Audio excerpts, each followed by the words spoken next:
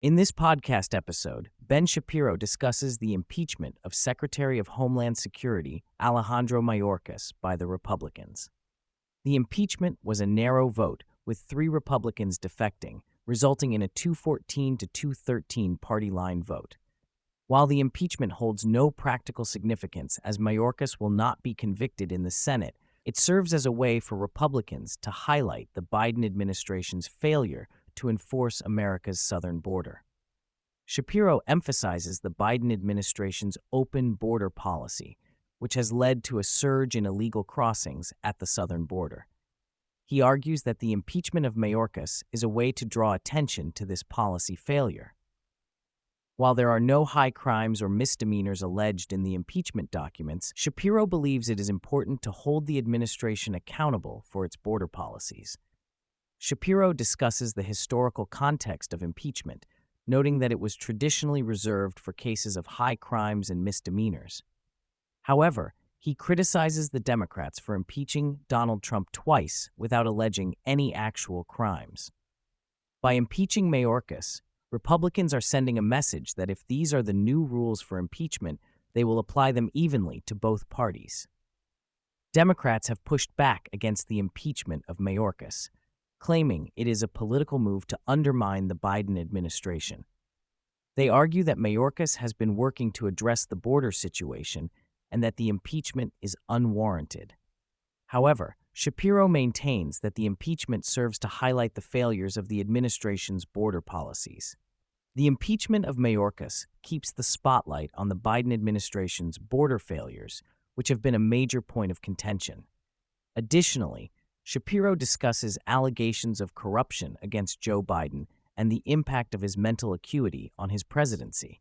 He highlights the inflation rate and its implications for the economy under Biden's leadership. Shapiro criticizes the defense of Biden's mental acuity by Democratic leaders, including Nancy Pelosi and Chuck Schumer.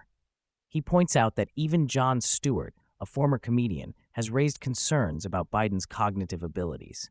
Shapiro argues that the age and mental acuity of both Biden and Trump should be subject to scrutiny given their roles as presidential candidates. Shapiro discusses the recent Consumer Price Index data, which shows a 3.1% increase in consumer prices in January 2024 compared to the previous year. He notes that inflation has been a significant issue under the Biden administration, with prices rising across various sectors.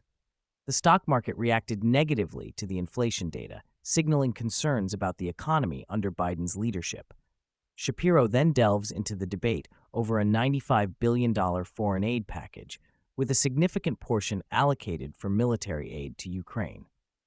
He criticizes the lack of clarity from Republicans on their stance regarding the bill, which allows Democrats to paint them as weak on national security. Shapiro suggests breaking down the bill into separate pieces to force Democrats to vote on each issue individually, rather than as a whole package. He highlights the need for a clear strategy to prevent Democrats from using the bill as a political tool.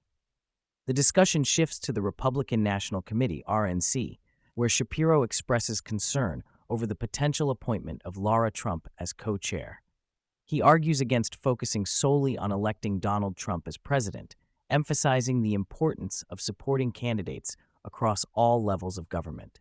Shapiro warns against turning the RNC into a vehicle solely for Trump's interests, as it could hinder the party's chances of success in future elections. In response to a clip of Tucker Carlson criticizing individuals like Nikki Haley and Ben Shapiro for their views on foreign policy, Shapiro defends his positions on military intervention and emphasizes the need to prioritize American interests. He clarifies that he has never called for boots on the ground in Ukraine or Israel, contrary to Carlson's claims. Shapiro offers to engage in a discussion with Carlson to address any misunderstandings and provide clarity on his views.